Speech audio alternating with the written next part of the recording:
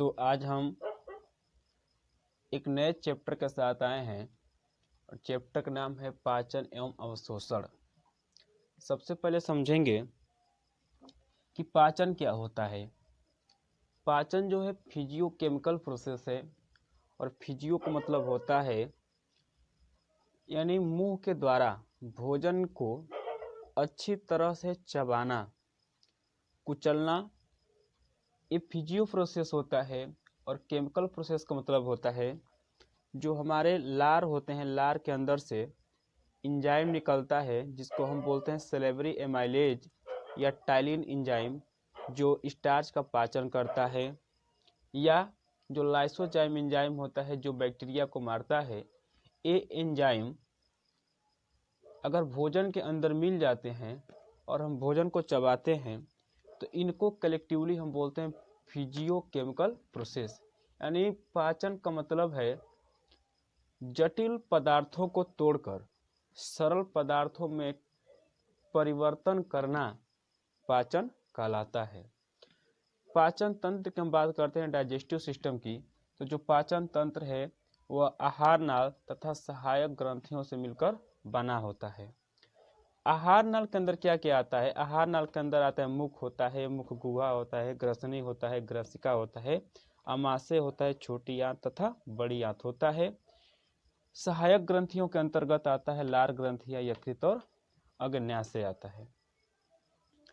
तो सबसे पहले हम क्या करेंगे, देखेंगे कि आहार नाल, ठीक है, आहार नाल कहाँ से कहाँ तक होता है। तो जो आहार नाल होता है वह मुख से लेकर गूदा तक होता है। ठीक है, मुख से लेकर गूदा तक होता है। यानी माउथ हो गया, बक्कल कैविटी हो गया, फेरिंग्स हो गया, इसोफेगस हो गया, स्टमक हो गया, स्मॉल इंटेस्टाइन हो गया, लार्ज इंटेस्टाइन हो गया। तो लार्ज इंटेस्टाइन का जो सबसे लास्ट वाला पोर्शन होता है, बड़ी आंत का जो सबसे लास्ट वाला पोर्शन होता है वह होता है रेक्टम। रेक्टम के ओपनिंग को हम लोग बोलते हैं गूदा यानी एनस बोलते हैं। तो पाचन के अंतर्गत हमने यह सीखा कि जो बड़े पार्टिकल होते हैं, भोजन के जो बड़े कण होते हैं, उनको तोड़कर छोटे कणों में बदलना और उनको अवशोषण योग्य बनाना पाचन कहलाता है। दूसरी बात, पाचन में पाचन तंत्र होता है। पाचन तंत्र किन किन चीज़ों से मिलकर बना होता है? तो पाचन तंत्र आहार नाल तथा सहायक ग्रंथियों से मिलकर बना होता है। आहार नाल के अंतर्गत क्या क्या आते हैं? तो आहार नाल जो है मुख से लेकर गूदा तक फैला होता है। और आहार नाल के अंतर्गत आता है मुख होता है, मुख गुहा होता है, ग्रसनी होता है, ग्रसिका होता है, अमाशय होता है, छोटी आंत तथा बड़ी आंत होते हैं। जबकि सहायक ग्रंथियों के अंतर्गत आता है लार ग्रंथियां होती है, यकृत होता है तथा अग्न्याशय होता है। तो अब हम आहार नाल का एक स्ट्रक्चर देखेंगे कि किस तरह से आखिर ह्यूमन का जो आहार नाल होता है कैसे अरेंज होता है, उसका हम फिगर देखेंगे।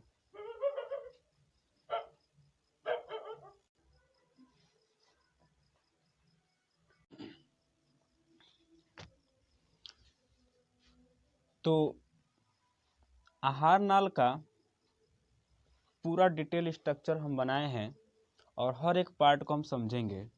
देखिए, जो आहार नाल होता है बताया गया है कि वह मुख से लेकर गूदा तक फैला होता है। यानी आहार नाल मुख से लेकर गूदा तक फैला होता है। राइट।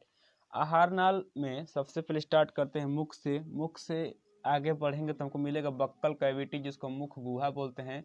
बक्कल कैविटी से आगे बढ़ेंगे तो हमको मिलेगा फेरिंग्स, जिसको ग्रसनी कहते हैं। उससे आगे बढ़ेंगे तो हमको मिलेगा ग्रसिका, जिसको हम लोग इसोफेगस कहते हैं। ग्रसिका से आगे बढ़ेंगे तो हमको मिलेगा स्टमक, जिसको अमाशय कहते हैं। और स्टमक जो होता है आहार नाल का सबसे चौड़ा भाग होता है। स्टमक जो होता है आहार नाल का सबसे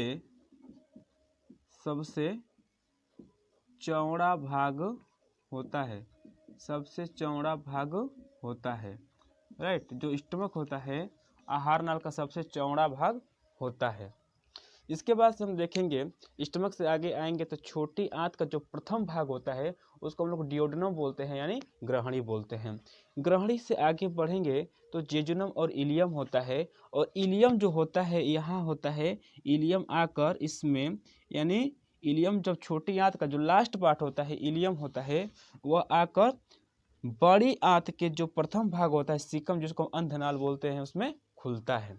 राइट, चलिए ऐसे मान लेते हैं कि यह हमारा इलियम है। ठीक है, इसके बाद हम देखते हैं कि जो बड़ी आंत होता है उसके 3 भाग होते हैं, सीकम, कोलन और रेक्टम। सीकम, कोलन और रेक्टम। तो कोलन 3 प्रकार का होता है, एसेंडिंग कोलन, ट्रांसवर्स कोलन और डिसेंडिंग कोलन। बोले तो बड़ी आंत के 3 भाग हो गए, अंधनाल, आरोही बृहदंत्र, अनुप्रस्थ बृहदंत्र और डिसेंडिंग कोलन और अवरोही बृहदंत्र। ठीक है, यानी आरोही, अनुप्रस्थ और अवरोही बृहदंत्र हो गए। ठीक है, यह कोलन की बात थी। अब देखेंगे रेक्टम जो होता है, जिसको हम लोग मलाशय बोलते हैं, और मलाशय जहाँ ओपन होता है उसको हम बोलते हैं गुदा बोलते हैं, यानी एनस बोलते हैं। तो ये जितने पार्ट हमारे हैं ये सभी हमारे पार्ट एलिमेंट्री कैनाल के पार्ट हैं, यानी आहार नाल के पार्ट हैं। तो एक बार फिर से उसको देख लेते हैं। माउथ हो गया, बक्कल कैविटी हो गया, फारिंग्स हो गया, इसोफेगस हो गया, स्टमक हो गया। और स्टमक कहाँ खुलता है आकर? डियोडेनम में। डियोडेनम जो होता है छोटी आंत का प्रथम भाग होता है। छोटी आंत के 3 भाग होते हैं, डियोडेनम होता है, जिजुनम होता है, इलियम होता है।